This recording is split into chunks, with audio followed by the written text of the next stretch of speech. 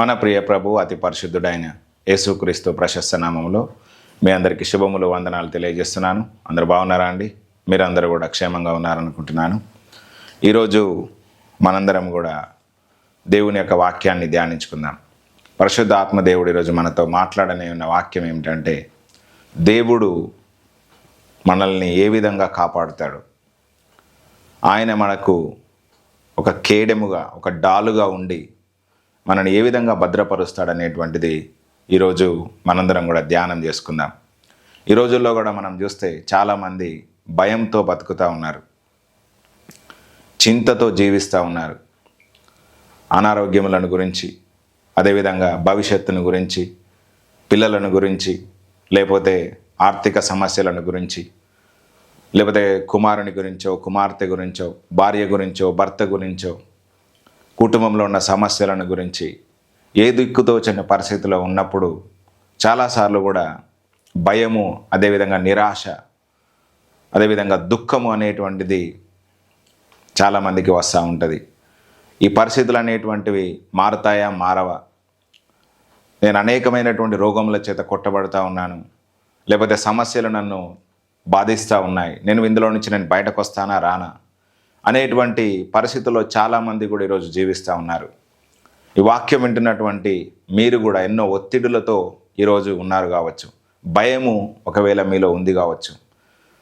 నన్ను ఎవడైనా చంపేస్తాడేమో, ఈ అనారోగ్యం నన్ను చంపేస్తుందేమో, ఈ అప్పుల బాధలతోని నేను ఈ లోకాన్ని విడిచిపెట్టి వెళ్ళిపోతానేమో, నా కుటుంబం ఏమైపోద్దో, నా పిల్లలు ఏమైపోతారో, నా భర్త ఏమైపోతాడో, నా భార్య ఏమైపోద్దో, లేకపోతే నా కుటుంబంలో ఉన్నటువంటి సమస్యలను నేను జయించను అనేటువంటి నానా విధములైనటువంటి ఆలోచనలు, భయాలు అనేటువంటివి ఒకవేళ ఈరోజు మీకు ఉంటే, పరిశుద్ధాత్మ దేవుడు ఈరోజు మీతో మాట్లాడబోతున్నాడు. ఆయన వాక్యము మీలో ఉన్న ప్రతి భయాన్ని తొలగిస్తుంది. The word of God has the potency to cast out every fear that is you are tormented with.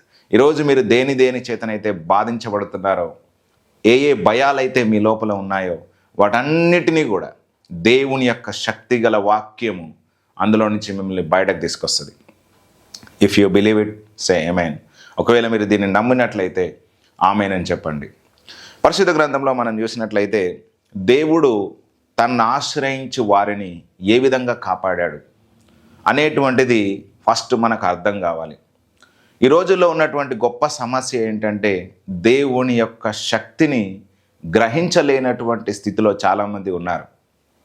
దేవుడు ఎంత శక్తి గలవాడు, ఆయన పరాక్రమం ఎంత గొప్పది, ఆయన సామర్థ్యం ఎంత శక్తి కలిగినది, ఆయనను నమ్మినటువంటి వారి ఎడల ఆయన యొక్క కృప, ఆయన వాత్సల్యత, ఆయన నమ్మకత్వము ఎంతవరకు చూపిస్తాడు అనేది కనుక మనకి ఎప్పుడైతే అర్థమవుతుందో, వీ విల్ బి పవర్ఫుల్, మనం శక్తిమంతులం అవుతాం.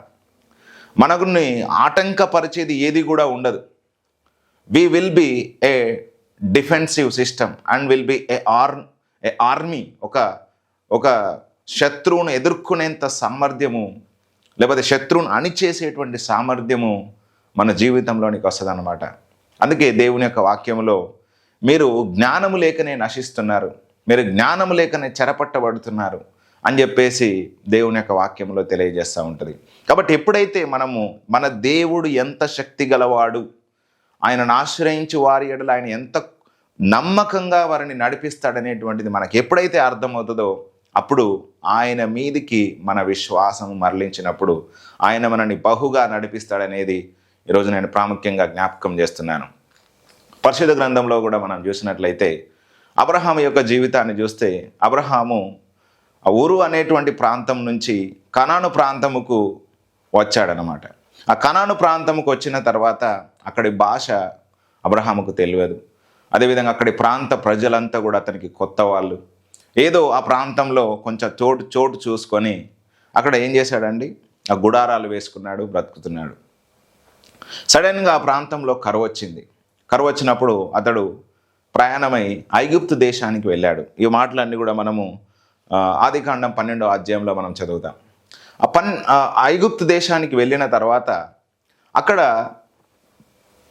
ఏం చేస్తారండి, అబ్రహాము భయపడతా ఉన్నాడు. ఒకవేళ శారా, నువ్వు అందగత్తేవు కదా, నేను నీ భర్తనని ఒకవేళ తెలిస్తే నన్ను చంపి నిన్ను వివాహం చేసుకుంటారు, కాబట్టి నీవు నా సహోదరివి అని చెప్పు అని చెప్పేసి షారాతో చెప్పినప్పుడు షారా ఏమనంటదండి, అబ్రహామును సహోదరుడు అని పిలుస్తుంది. అయితే ఆ ప్రాంతంకి వెళ్ళిన తర్వాత అక్కడ ఉన్నటువంటి అనేకులు కూడా చూసి ఈమె చాలా అందగత్తె ఉంది, ఏదో ఒక ప్రాంతం నుంచి ఇక్కడికి కొంతమంది వచ్చి ఇక్కడ గుడారాలు వేసుకున్నారు అని చెప్పేసి అన్నప్పుడు ఫరో ఆమెను తన ఇంటికి తీసుకెళ్తాడనమాట. ఫరో ఆ ఇంటికి తీసుకెళ్ళిన తర్వాత షారాను ఆమె అందాన్ని గురించి అందరి ముందు పొగుడుతాడు. పొగిడిన తర్వాత ఇక్కడ ఆమెను వివాహం చేసుకోవాలి అని అనుకుంటాడనమాట. అట్లాంటి పరిస్థితుల్లో దేవుడు అబ్రహాము పక్షమున ఉండి ఏ విధంగా కాపాడాడు అనేటువంటిది మనము ఈరోజు చూద్దాం. అంటే దేవుడు మన భయాల్ని ఏ విధంగా అధిగమిస్తాడు, మన లోపల ఉన్నటువంటి అన్సర్టైనిటీస్ను, లేకపోతే అనిశ్చితిని, లేకపోతే కొన్నిసార్లు కొన్ని సమస్యలను గురించి మనం ఎవరికి చెప్పుకోలేనటువంటి పరిస్థితిలో ఉన్నప్పుడు, వాటి గుండా మనం వెళ్తున్నప్పుడు దేవుడు తన యొక్క బలిష్టమైన హస్తము చేత ఏ విధంగా మనల్ని బయటకు తీసుకొస్తాడు, మన శత్రులతో లేకపోతే మనము పోరాడేటువంటి వారితో దేవుడు పోరాడి ఏ విధంగా మనకు విజయం ఇస్తాడనేటువంటిది మనం ఈ సందర్భంలో అర్థం చేసుకోవాలి. ఇక్కడ ఒకసారి మనం ఆదికాండము 12వ అధ్యాయంలో కనుక మనం చూస్తే, ఎప్పుడైతే షారాను ఫరో తీసుకెళ్లాడో ఆ సందర్భంలో దేవుడు ఏం చేశాడు అనేది ఇక్కడ మనం చూద్దాం. 17వ వచనంలో కనుక చూస్తే, అయితే యెహోవా అబ్రాము భార్య అయిన షారాయిని బట్టి ఫరోను అతని ఇంటి వారిని మహావేదనల చేత బాధించెను. దేవుడు ఏం చేశారంట, ఇక్కడ దేవుని మాటకు విధేయుడై అబ్రాము ఉరు అనేటువంటి ప్రాంతం నుంచి కనాను దేశంకి వచ్చి, ఆ కనాను దేశంలో కరువు ఉండడం వల్ల తన ప్రాణాన్ని, తన కుటుంబీకుల ప్రాణాన్ని, తనతో పాటు ఉన్నటువంటి దాసదాసీల ప్రాణాన్ని, అదేవిధంగా పశువులను రక్షించుకోవడానికి ఐగుప్తు దేశానికి వెళ్ళినప్పుడు అక్కడ ఈ సమస్య వచ్చి పడింది. ఇక్కడ ఏమైందండి, షారాయిని ఫరో తీసుకెళ్ళిన వెంటనే అబ్రామును బట్టి దేవుడు ఏం చేశారంట, ఫరోను తన ఇంటి వారిని మహావేదనల చేత బాధించెను. అప్పటికి అర్థమైపోయింది, ఎప్పుడైతే షారా ఫరో ఇంట్లోనికి అడుగుపెట్టిందో ఇమ్మీడియట్గా అనారోగ్యాలు స్టార్ట్ అయ్యాయి వాళ్ళకు, లేకపోతే అనారోగ్యాలు, సమస్యలు, ఎక్కడెక్కడ ఏదో సమస్యలు వస్తూ ఉన్నాయి. ఇంకా మనశ్శాంతి లేకుండా అయిపోయింది. అరే ఇట్లెందుకు అవుతుంది అని చెప్పేసి తెలుసుకుంటే షారాయిని బట్టి ఈ సమస్యలు వచ్చాయని చెప్పేసి అతడు గ్రహించాడు. వెంటనే అబ్రామును పిలిచి మాట్లాడుతూ ఉన్నాడు. ఇక్కడ ఫరో ఏంటంటే 18వ వచనంలో, అప్పుడు ఫరో అబ్రామును పిలిపించి, నీవు నాకు చేసినది ఏమిటి? ఈమె నీ భార్య అని నాకెందుకు తెలుపలేదు? ఈమె నా సహోదరి అని ఏల చెప్పితివై? నేను ఆమెను నా భార్యగా చేసుకుందనేమో, అయితేనేమి, ఇదిగో నీ భార్య, ఈమెను తీసుకొని పొమ్మని చెప్పాను. హల్లెలూయా. చూడండి, ఇక్కడ అబ్రాము పక్షమున దేవుడు ఉండి షారాను ముట్టకుండా ఫరోను తన ఇంటి వారందరినీ కూడా డీల్ చేశాడనమాట. దేవుని మీద ఆధారపడి దేవుని మాటకు విధేయుడై అబ్రాము నడుస్తున్నప్పుడు అబ్రహాము యొక్క కుటుంబాన్ని కాపాడే విషయంలో దేవుడు అన్ని విధాలుగా కేర్ తీసుకున్నాడు. దీన్ని నేనేమంటానంటే, దేవుడు ఒక కేడెముగా అబ్రహాముకు ఉన్నాడు అనేటువంటిది మనందరం కూడా అర్థం చేసుకోవాలి. ఇక్కడ షారాను ఫరో టచ్ చేయలేకపోయాడంట. అంత గొప్పగా దేవుడు కాపాడాడు, అంత గొప్పగా దేవుడు అబ్రామును, తన కుటుంబాన్ని రక్షించాడు. కరువులో సమస్తాన్ని కోల్పోయి ఐగుప్తు దేశానికి వెళ్తే మళ్ళీ తిరిగి అబ్రాము ఆశీర్వదించబడిన వాడై, ఫరో చేత దీవించబడిన వాడై తిరిగి మళ్ళీ వచ్చినట్టుగా మనం చూస్తూ ఉంటాం. అంటే చూడండి, ఇక్కడ దేవుడు తన ప్రజలను ఏ విధంగా కాపాడుతాడు అనేటువంటిది మనం అర్థం చేసుకోవాలి. ఇక్కడ దేశంగాని దేశము, అతనికి ముందు ఎలాంటి పరిచయాలు లేవు ఐగుప్తు దేశంలో. అట్లాంటి పరిస్థితిలో దేవుడు కలగజేసుకొని అబ్రాము యొక్క కుటుంబాన్ని కాపాడాడు. ఈరోజు ఈ వాక్యం వింటున్నటువంటి నా ప్రియమైన సహోదర సహోదరులారా, స్నేహితులారా, అబ్రాము వల్లనే ఒకవేళ మీ పరిస్థితి కూడా ఉందేమో. మీ కుటుంబంలో ఉన్నటువంటి వారు నానా విధములైనటువంటి ప్రాంతాల్లో ఒకవేళ జీవిస్తున్నారేమో. మీ పిల్లలు ఒకవేళ మిమ్మల్ని విడిచిపెట్టి దూరం ఒకవేళ ఉన్నారు కావచ్చు, లేకపోతే మీ భార్య కొంచెం దూరం ఉంది కావచ్చు, మీ భర్త కొంచెం దూరం ఉన్నాడు కావచ్చు, ఏదో పనుల నిమిత్తం బయట దేశాలకు వెళ్ళాడు కావచ్చు, లేకపోతే మీ పిల్లలు చదువుల నిమిత్తం బయట దేశాలకు వెళ్ళారు కావచ్చు, లేకపోతే వేరే పట్టణాలకు వెళ్ళారు కావచ్చు, లేకపోతే మీ భర్త పని నిమిత్తం వేరే ప్రాంతానికి వెళ్ళాడు కావచ్చు. అక్కడ వారిని కాపాడేవాడు దేవుడే. మీరు ఎంత మాత్రము భయపడుతూ ఉండాల్సిన అవసరం లేదు. ఒకవేళ మీరు ప్రయాణాలు చేస్తూ ప్రతిరోజు వెళ్తున్నారు వస్తున్నారు కావచ్చు, ఒకవేళ ఏమవుతుందో, లేకపోతే నా భర్త బండి మీద వెళ్తున్నాడు, లేకపోతే నా భర్త కారులో వెళ్తున్నాడు, ఏమవుతుందో అనేటువంటి భయాలు చాలామందికి ఈరోజు ఉంటాయి. లేకపోతే ఏదైనా సమస్య వచ్చి పడుతుందేమో, ఇలాంటి నెగిటివ్ థాట్స్, లేకపోతే ఇలాంటి అనవసరమైనటువంటి భయాలు చాలామందిని కూడా ఈరోజు బాధిస్తూ ఉన్నాయి. అయితే ఈరోజు పరిశుద్ధాత్మ దేవుడు మాట్లాడుతున్న మాట ఏంటంటే, నేను మీ పక్షమున ఉండి మిమ్మల్ని కాపాడుతాను అని చెప్పేసి ఆయన మాట్లాడుతూ ఉన్నాడు. ఇక్కడ అబ్రహాము విషయంలో దేవుడు కలుగజేసి ఫరో ఇంటి నుండి తిరిగి షారాను మళ్ళీ అబ్రహాము ఇంటిలోనికి తీసుకొచ్చినట్టుగా మనం చూస్తూ ఉంటాం. కాబట్టి క్షేమముగా మిమ్మల్ని మీ కుటుంబీకులను ఆయన నడిపిస్తాడు. ఈ నిశ్చయత తప్పకుండా మీ హృదయాల్లో ఎల్లప్పుడూ కూడా ఉండాలి. ప్రతిరోజు కూడా మీరు ఈ విధంగా అనుకోవాలి, దేవుడు నన్ను కాపాడేటువంటి కాపరి. అందుకే దావీదు ఏమంటాడండి, యెహోవా నా కాపరి, ఆయనే నా కాపరి, నన్ను కాపాడేవాడు నా దేవుడే. కాబట్టి ఎన్ని శ్రమలు వచ్చినా, ఎన్ని శోధనలు వచ్చినా, గాఢాంధకారపు లోయలో నేను సంచరించిన ఏ అపాయమునకు నేను భయపడను, నీవు నాకు తోడై ఉంటావు, నీ దుడ్డు కర్ర నీ దండము నన్ను ఆదరిస్తుంది అని చెప్పేసి అతడు ధైర్యంగా ప్రతి సందర్భంలో మాట్లాడుతూ ఉంటాడు. కాబట్టి మీరు కూడా ఈరోజు ఈ వాక్యం వింటున్నటువంటి మీరు కూడా ప్రతి సందర్భంలో ఇలాగనే మాట్లాడాలి. దేవుడు నా కాపరి, నా కుటుంబాన్ని కాపాడేవాడు ఆయనే, నా కుటుంబాన్ని రక్షించేవాడు ఆయనే. ఎన్ని శ్రమలు వచ్చినా, ఎన్ని ఇబ్బందులు వచ్చినా ఆయనే నన్ను రక్షిస్తాడు, భద్రపరుస్తాడు, బలపరుస్తాడు అనేటువంటిది మనందరం కూడా జ్ఞాపకం చేసుకోవాలి. ఈ విధంగా ఇలాంటి భయాలు అబ్రహాములో ఇంకా అనేకం ఉన్నాయి. ఒకవేళ నన్ను చంపేసి ఎవడైనా పోతాడేమో, నా కుటుంబాన్ని ఏం లేకుండా చేస్తాడేమో అనేటువంటి భయాలు అబ్రహాము యొక్క జీవితంలోనికి వచ్చినప్పుడు దేవుడు అబ్రహాముతో మాట్లాడుతూ ఉన్నాడు. ఏంటి అనేది ఆ మాట అనేది ఒకసారి మనం చూద్దాం. ఆదికాండం 15వ అధ్యాయం 1వ వచనంలో మనం చూస్తే గనుక, ఇవి జరిగిన తర్వాత యెహోవా వాక్యము అబ్రహామునకు దర్శనమందు వచ్చి, అబ్రామా భయపడకుము, నేను నీకు ఖేడము, నీ బహుమానము అత్యధికమగునని చెప్పాను. చాలు. ఇక్కడ ఈ 14వ అధ్యాయంలో మనం చూస్తే గనక తన సహోదరుని కుమారుడైనటువంటి లోతు తన కుటుంబాన్ని అంతటినీ కూడా కొంతమంది రాజులు వచ్చేసి దోచుకొని వెళ్తారనమాట. ఆ సందర్భంలో అబ్రాము దగ్గర ఉన్నటువంటి 318 మంది యోధులను తీసుకెళ్ళి సొదొమ అదేవిధంగా వివిధములైనటువంటి పట్టణంలను దోచుకొని పోయినటువంటి ఆ రాజులందరినీ కూడా వారిని సంహారము చేసి ఏదేదైతే శత్రువు దోచుకెళ్ళాడో దానంతటినీ కూడా తిరిగి తీసుకొని వస్తాడనమాట.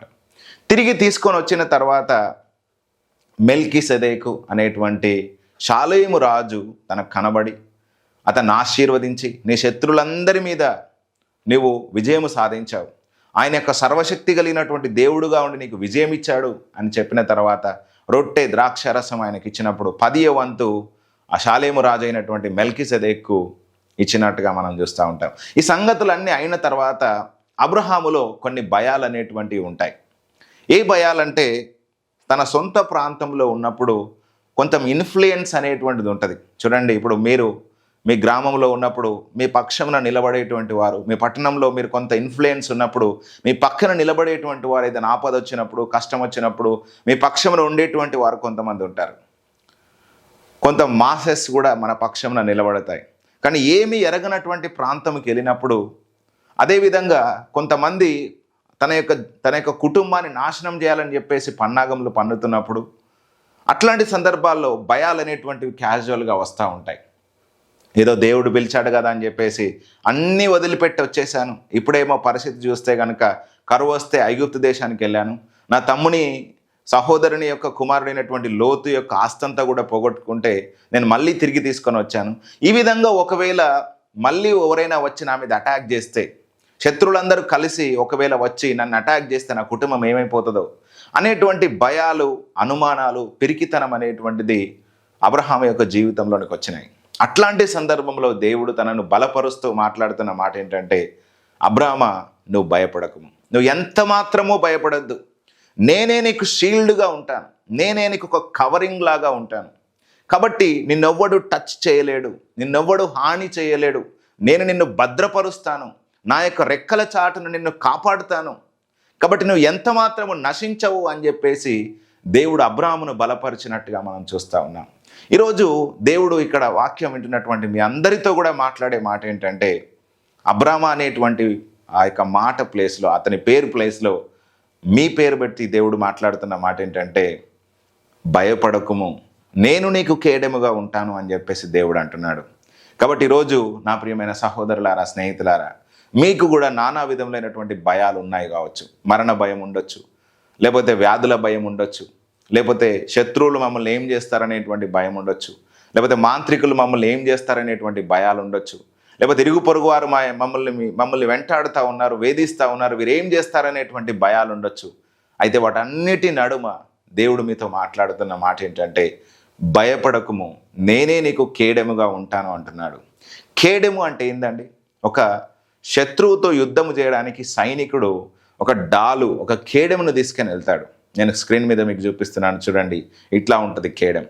ఈ యొక్క శత్రువు యుద్ధము చేయడానికి వచ్చినప్పుడు శత్రువు ఏమేమి పట్టుకొని వస్తాడండి? ఖడ్గము పట్టుకొని వస్తాడు, రెండవది బల్లెము పట్టుకొని వస్తాడు, కొన్నిసార్లు దూరం నుంచి బాణాలు వేస్తూ ఉంటారు, అదేవిధంగా అగ్నితో కూడినటువంటి బాణాలు వేస్తారు. ఇవన్నీ కూడా శత్రువు ప్రయోగించినప్పుడు ఈ సైనికుడు ఈ డాలును లేకపోతే ఈ కేడాన్ని అడ్డం పెట్టుకొని తన ప్రాణాన్ని కాపాడుతాడు. ఏ సైనికునికైనా కేడెము లేకపోతే ఒక డాలు అనేటువంటిది లేకపోతే తన ప్రాణం పోతుంది. కాబట్టి యుద్ధము చేయడం ఎంత ప్రాముఖ్యమో కేడెము పట్టుకొని పోరాడడం కూడా అంతే ప్రాముఖ్యం. కాబట్టి యుద్ధమందు సైనికుడు కాపాడబడేది, తను రక్షించబడేది దేని ద్వారానంటే ఆ యొక్క కేడెము ద్వారా భద్రపరచబడతా ఉంటాడు. అది లేకపోతే తన ప్రాణం పోతుంది ఇంకా. కాబట్టి ఈ యొక్క డాలును లేకపోతే షీల్డ్ను లేకపోతే ఈ కేడాన్ని చాలా శక్తి కలిగినటువంటి లోహాలతో తయారు చేస్తారు.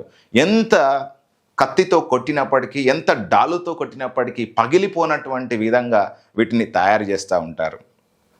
అంటే ఎంత బలంగా కేడెం ఉంటే అంత శక్తి కలిగినటువంటి వారుగా సైనికులు పోరాడుతూ ఉంటారన్నమాట. కాబట్టి ఒకవేళ కేడెం అనేటువంటిది పగిలిపోయింది అనుకోండి, ఇక తన ప్రాణం పోయినట్టే. ఇక్కడ దేవుడు మాట్లాడుతున్న మాట ఏంటంటే, నేను మీకు కేడెముగా ఉంటాను, నేను మీకు భద్రత ఇచ్చేటువంటి ఆ యొక్క డాలుగా, షీల్డ్గా నేను ఉంటాను. కాబట్టి మీరు ఏమాత్రము భయపడద్దు, నేను మిమ్మల్ని భద్రపరుస్తాను, కాపాడుతాను అని చెప్పేసి ఇక్కడ అబ్రహాముతో మాట్లాడుతూ ఉన్నాడు అనమాట. అంత మాత్రమే కాదు, ఇంకొక సూచన కూడా అడిగినప్పుడు అబ్రహాముతో దేవుడు మాట్లాడుతున్న మాట ఏంటంటే 15వ వచనంలో కనుక మనం చూస్తే, ఇది ఆదికాండం 15వ అధ్యాయం 15వ వచనంలో, నీవు క్షేమముగా నీ పితరుల యొద్దకు పోయేదవు, మంచి వృద్ధాప్యమందు పాతి పెట్టబడదువు. క్షేమముగా నీ పితరుల యొద్దకు పోయేదవు, మంచి వృద్ధాప్యమందు పాతి పెట్టబడేదవు. నాకు ఇంకా పిల్లలు పుడతారో పుట్టరో అనేటువంటి భయము అబ్రహాముకు ఉంది. అదేవిధంగా నేను ఇప్పుడే ఒకవేళ చచ్చిపోతే నా భార్య పరిస్థితి ఏంటి, ఈ యొక్క నాతో పాటు ఉన్నటువంటి వాళ్ళ పరిస్థితి ఏంటి అనేటువంటి భయాలన్నీ కూడా అబ్రహాములో ఉన్నప్పుడు దేవుడు వాటన్నిటితో డీల్ చేస్తూ ఉన్నాడు. నేను నీకు సంతానం ఇస్తాను, ఆ సంతానము ఆకాశ నక్షత్రముల వలె విస్తరిస్తుంది, సముద్ర తీరమందలి ఇసుకరేణుల వలె విస్తరిస్తుంది. కాబట్టి నువ్వు ఏమాత్రం భయపడద్దు, నువ్వు మంచి వృద్ధాప్యమందు చచ్చిపోతావు, నీ యొక్క సంతానము ఈ దేశమంతా కూడా ఆక్రమించుకుంటుంది, నువ్వు గొప్పవాడు అవుతావు అని చెప్పేసి దేవుడు మళ్ళీ అబ్రహాముతో వాగ్దానం చేసి, అబ్రహాముతో మాట్లాడి తన నిబంధనను స్థిరపరిచి తనను ఆశీర్వదించినట్టుగా మనం చూస్తూ ఉన్నాం. కాబట్టి ఈరోజు మీ లోపల ఉన్నటువంటి ప్రతి భయముతో దేవుడు డీల్ చేస్తాడు. God will deal with you and deal with your fears and anxieties and pressures that you are passing through. ఈరోజు మీ లోపల ఎన్ని ఒత్తిడులు ఉన్నాయి, ఎన్ని భయాలు ఉన్నాయి, ఎన్ని చింతలు ఉన్నాయి, ఎంత అనిశ్చితితో మీరు ఈరోజు బ్రతుకుతున్నారు, వాటన్నిటినీ దేవుడు డీల్ చేసి వాటన్నిటిలో నుంచి ఆయన మిమ్మల్ని బయటకు తీసుకొస్తాడు. ఈరోజు ఈ వాక్యం వింటున్నటువంటి నా ప్రియమైన స్నేహితులారా, సహోదర సహోదరులారా, ఇక్కడ అబ్రహాముతో దేవుడు మాట్లాడినట్లుగా మీతో కూడా మాట్లాడుతూ ఉన్నాడు. నీవు క్షేమముగా ఉంటావని అంటున్నాడు, నీ గుడారము క్షేమముగా ఉంటుంది అంటున్నాడు, నీ ఇల్లు క్షేమముగా ఉంటుంది అని అంటున్నాడు.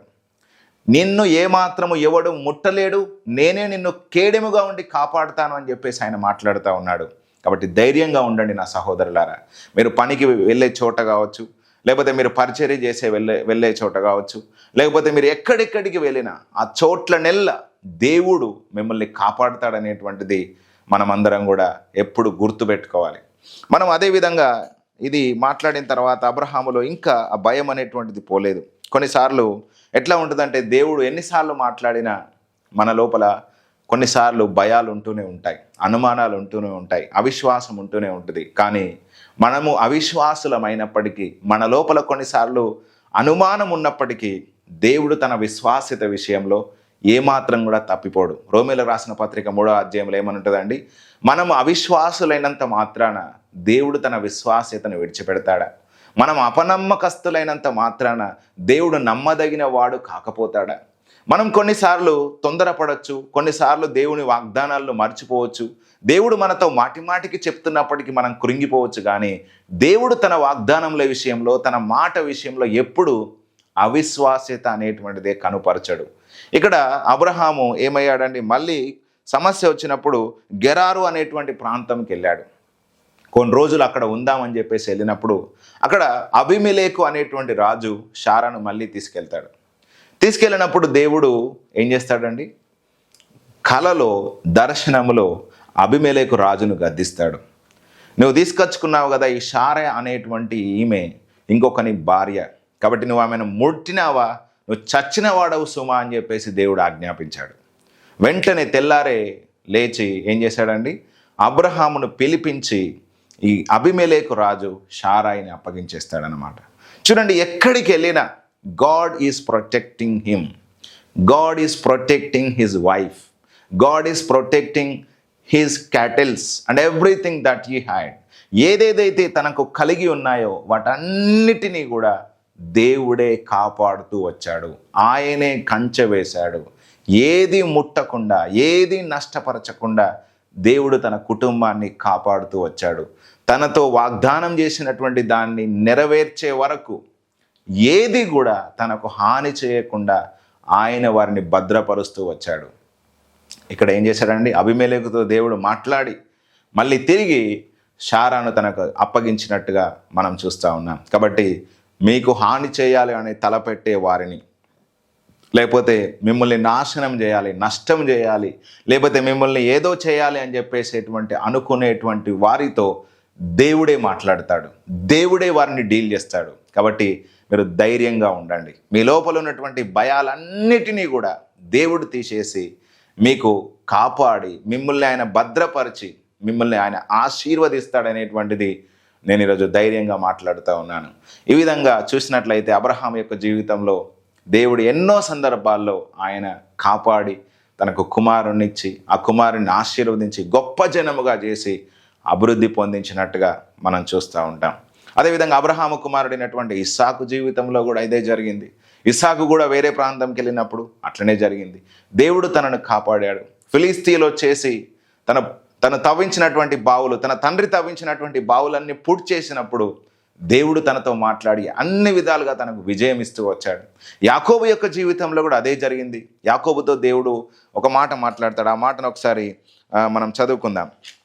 సేమ్ ఏ విధంగానైతే అబ్రహాముతో మాట్లాడాడో యాకోబుతో కూడా దేవుడు అదే మాట్లాడతాడు. ఏంటంటే ఒకసారి మనం చూద్దాం. ఆదికాండం 28వ అధ్యాయము 15వ వచనం ఒకవేళ చదివితే అక్కడ ఏమని రాయబడి ఉంటుందంటే, యాకోబుతో దేవుడు మాట్లాడుతూ వాగ్దానం చేస్తూ ఉంటాడు. ఒకసారి మనం చూద్దాం. 28వ అధ్యాయము 15వ వచనంలో మనం చూస్తే, ఇదిగో నేను నీకు తోడై ఉండి నీవు వెళ్ళు ప్రతి స్థలమందు నిన్ను కాపాడుచు ఈ దేశమునకు నిన్ను మరలా రప్పించెదను.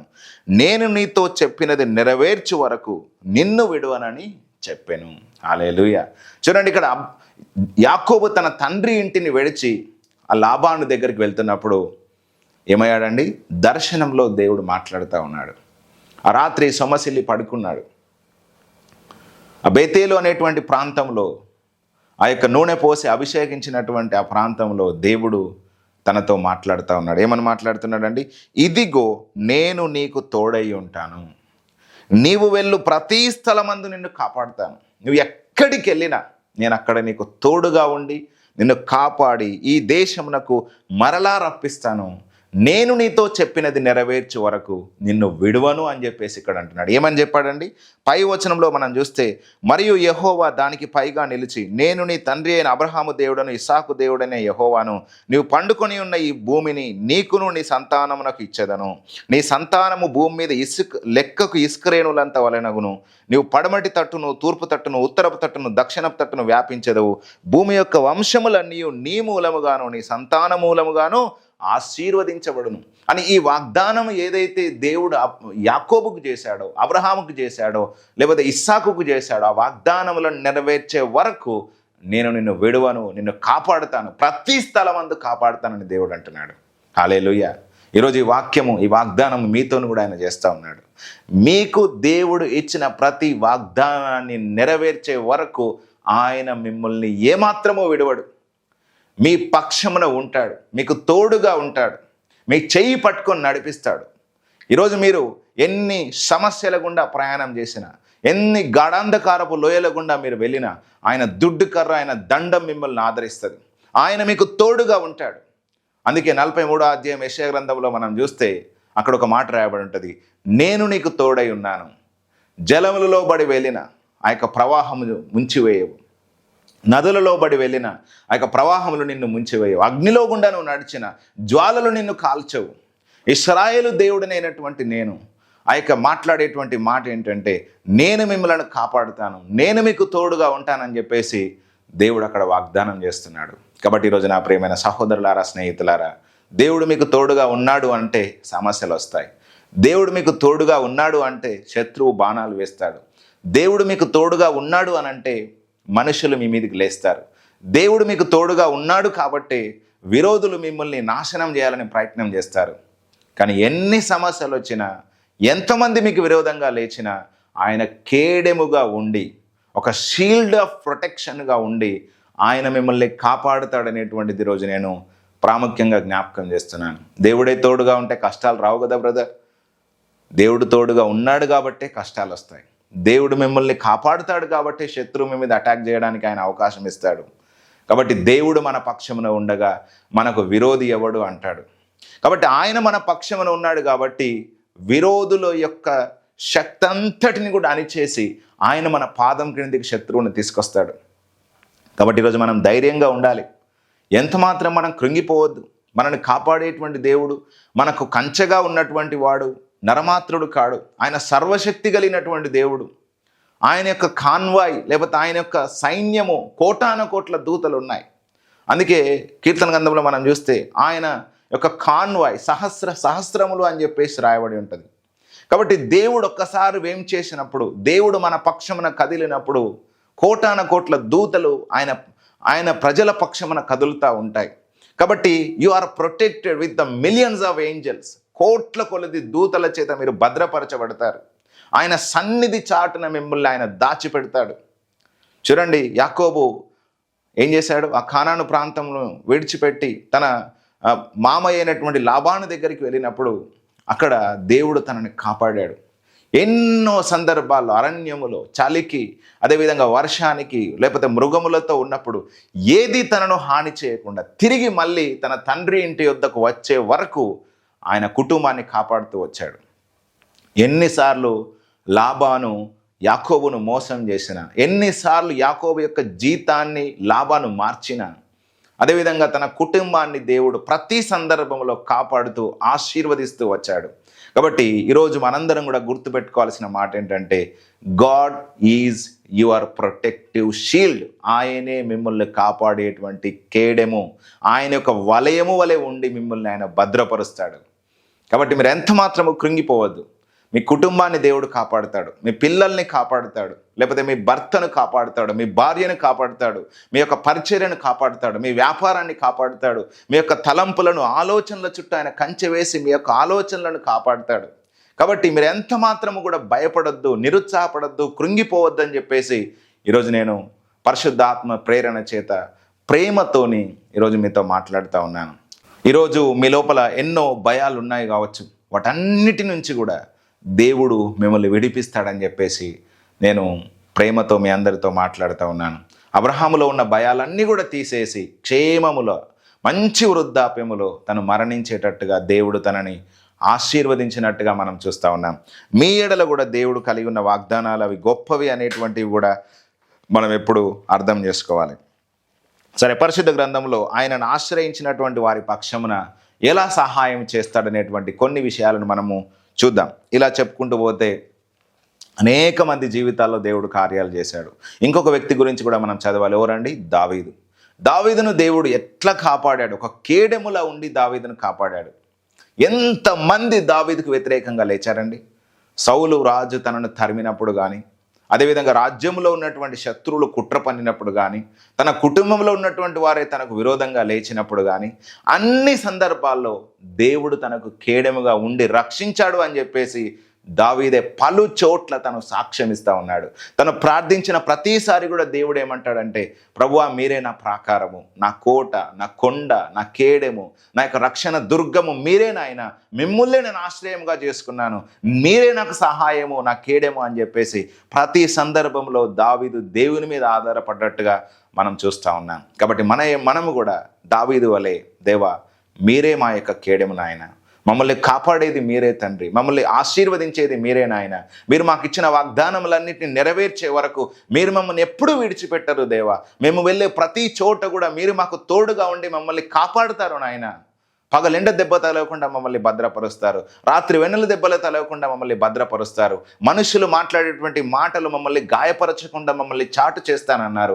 ప్రళయము వచ్చిన, క్షామము వచ్చిన, ఖడ్గము వచ్చిన, యుద్ధములు వచ్చిన, వాటన్నిటి నుంచి దేవా మీరే మమ్మల్ని రక్షిస్తానన్నారు. కాబట్టి తండ్రి, మీ యొక్క వాగ్దానములు ఎల్లప్పుడూ కూడా ఒక షీల్డ్ లాగా, మీ యొక్క మాట, మీ యొక్క శక్తి అనేటువంటిది మమ్మల్ని ప్రతి సందర్భంలో భద్రపరుస్తుందయ్యా అనేటువంటి విశ్వాసపు ప్రార్థన మనం ప్రతి సందర్భంలో చేయాల్సినటువంటి అవసరత ఉంది.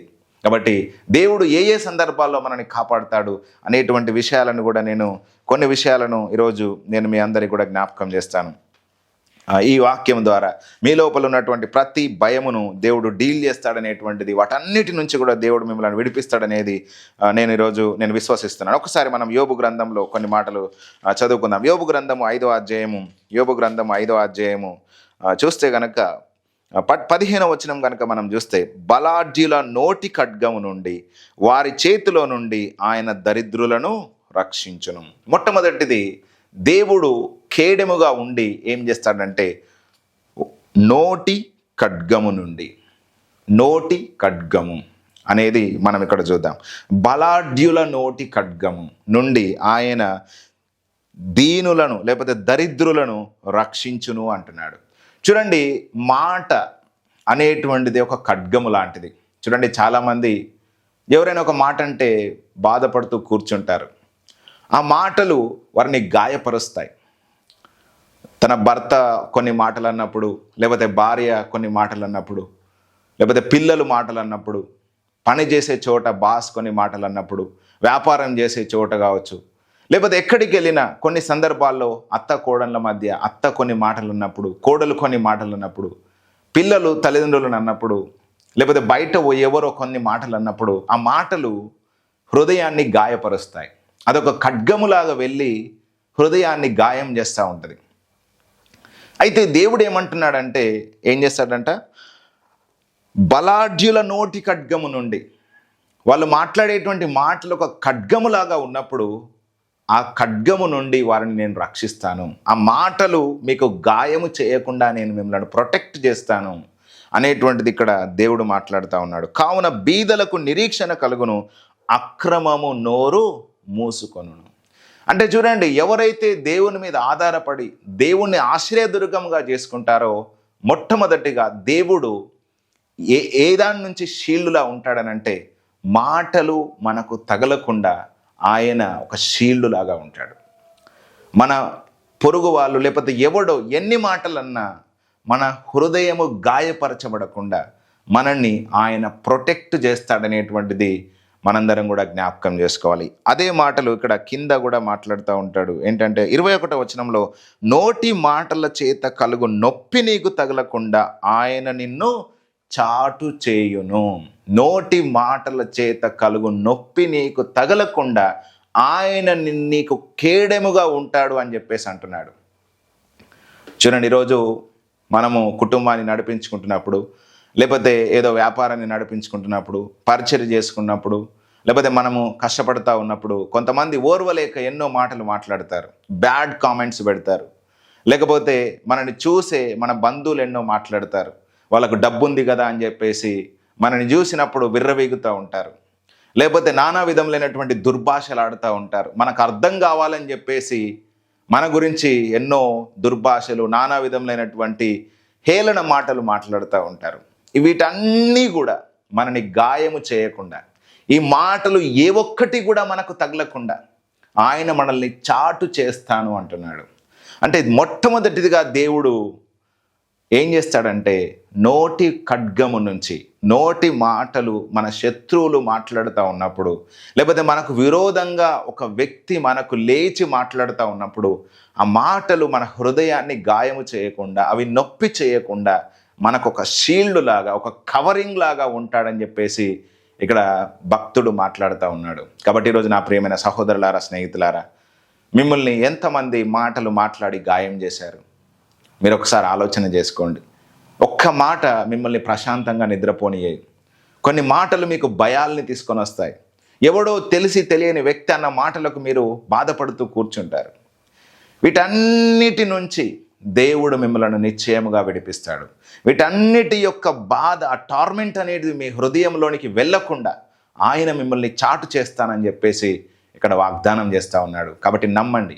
అవునయ్యా, నన్ను చులకన చూసి ఎంతోమంది బలాఢ్యులు, గొప్పవాళ్ళు, ధనికులు అని పిలువబడుతున్న వాళ్ళు, అండ ఐశ్వర్యం ఉన్నవాళ్ళు, గొప్పవాళ్ళు అనేవాళ్ళు దేవా నన్ను చులకన చేసి మాట్లాడుతూ ఉన్నారు. ఆ మాటలన్నిటిని బట్టి నేను కృంగిపోకుండా దేవా నాకు సామర్థ్యం దయచేయండి, నన్ను కాపాడండి అయ్యా, నన్ను చాటు చేయండి, నా హృదయాన్ని దేవా భద్రపరచండి అని చెప్పేసి కనుక ఈరోజు మీరు ప్రార్థిస్తే తప్పకుండా ఆయన మీకు సహాయం చేస్తాడు.